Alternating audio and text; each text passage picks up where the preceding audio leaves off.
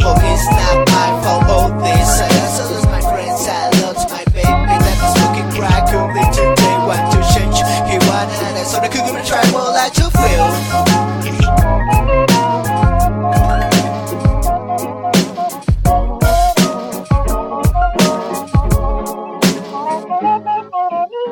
Kill the grill, take your life in a second. The table drinks coffee in my kitchen, I mentioned eating every song, I just wanted to go away. You decide to stay in the well. I want to be forgiven, I don't like this kid for money. Sorry I was scared, you're not the way it feels. Like to sleep waiting for someone to come in and kill you. The final thing is that now I'm not afraid of anything. Cause they gonna kill anyone that feels so powerful. They try by you every new skin of everything is confusing. You will be good but you will be more. You will be good but you will be more. You will be good but you will be more. Alone every day it is a praise of pleasure. Good morning and welcome to Dynasty 365, where the film will set you free. Today, we are not going to be going over Darrell Henderson, running back for the Rams. That will be tomorrow. I think going forward, I'm only going to try and make 3 big pieces of content a week, as 5 has turned out to be pretty impossible with my work schedule. And today, I had an unexpected event with a flash flood, which filled the basement, so I had to spend pretty much my entire day dealing with that. Nothing I could do about it, just one of those things that happens. But I think having these quick news updates on Tuesdays and Thursdays might become the norm, but we'll just see how it plays out. So today, all we're going to go over is the news from Sunday night and Monday, and then tomorrow will be the release of the podcast about Darrell Henderson and the article on the website.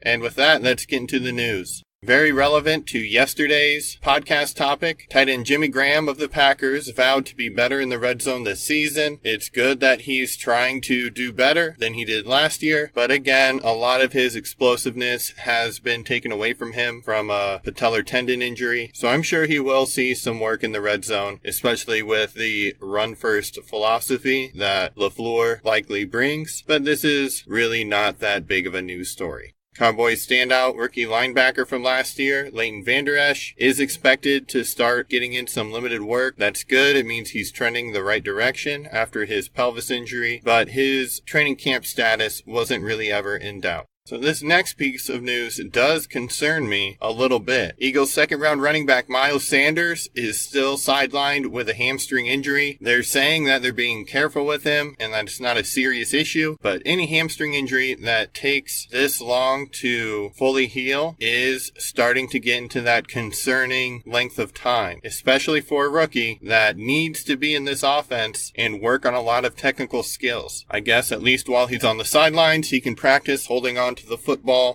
The coach of the Eagles, Doug Peterson, said that Boston Scott could be a possible replacement for Darren Sproles. This could be possible as he did have some hype last year coming out of Saints camp, and he could have just been a redundant player with Alvin Kamara there. But Sean Payton isn't usually one to get rid of capable pass catchers, so he's still just a very low on the radar thought. But especially if Miles Sanders starts to continue to have this hamstring injury bother him, he could end up relevant, but again, is a long shot. In more Eagles news, the head coach also said that he's optimistic about wide receiver Mac Hollins returning for training camp, but it's been almost a year and a half since he had hernia surgery and he still isn't ready to play, which is highly concerning. Mac Hollins is an explosive athlete that needed to refine his skills, so missing this amount of time is very worrying, especially when you factor in J.J. Arcega-Whiteside joining that team in the draft. We talked about the Raiders picking up Richie Incognito the other day, and the player they dropped was named Chaz Green, and he was signed by the Broncos 6 days after he was cut. Not a huge news story at all, but this is classic Elway of trying to directly take players from their competitors after they cut them. It might be a strategy you might think about in your Dynasty League.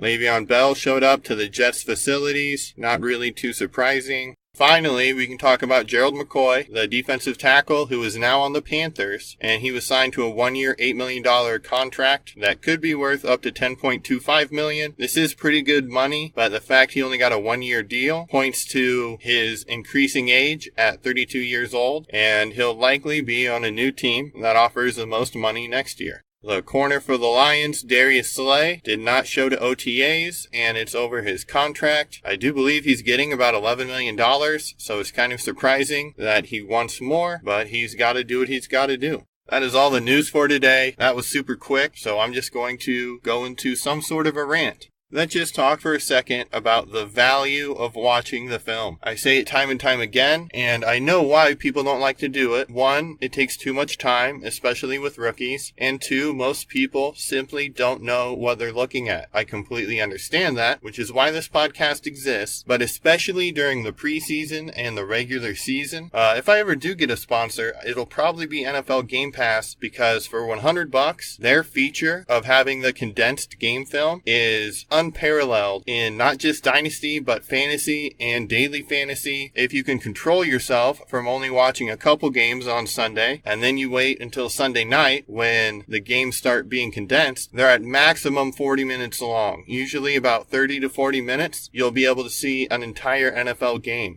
This means you can go back and watch individual players. You can watch the defense. You can watch every single NFL game in 8 hours. And think about how much time it takes you to watch football on Sunday. Now, I know watching the games is the fun of football. I get it. I'm probably always going to watch the Broncos game live every single week for the rest of my life. But if you're ignoring all those other games, even if you don't know what you're looking at on film, you're going to pick up more than the people that aren't doing that. And it's really not that long of a time. If you watch I'm in the central time zone, so if you watch the 12 o'clock game, and then the afternoon game, and then Sunday night football, that's probably over 8 hours. If you watch Monday night football, now you're at more about 12 hours. If you decided you were just going to watch one game a week and then watched every other single game using the condensed version, you're going to have an advantage that others don't. It's also going to help you start to learn what you like and don't like on film. It'll help you figure out what's important for next week's fantasy production, and then you can extrapolate that when you're watching rookie film.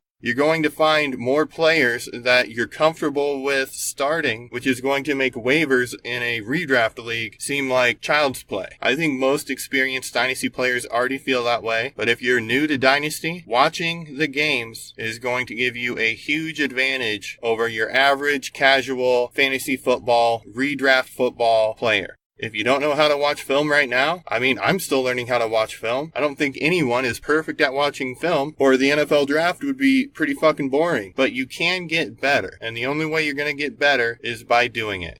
So I don't know if that rant helped you. I just couldn't have a 3-minute episode with a 3.5-minute song, which I know most of you hate, but I love it, so it's fucking staying. I'll be back tomorrow with the Darrell Henderson breakdown and more NFL news. If you're looking to start your article writing career, send me an email. You've been listening to Dynasty 365, where the film will set you free.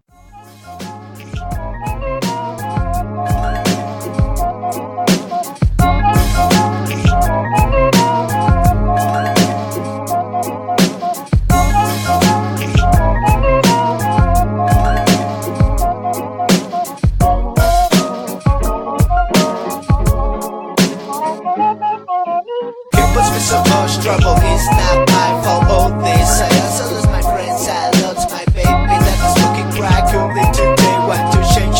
He wanted us on the cookie to try, well I to feel.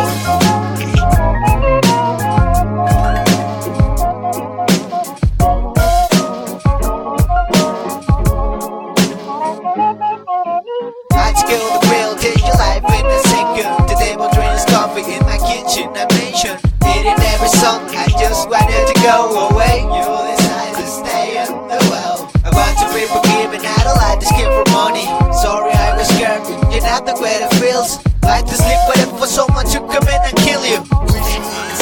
The fun I didn't stop now, and not our friends of anything. Go they gonna kill anyone that feels so powerful. They trip out you every your skin of everything is confusing. You will be good, but you will be more. You will be good, but you will be more. You will be good, but you will be more. I love every day, it is a praise of pleasure.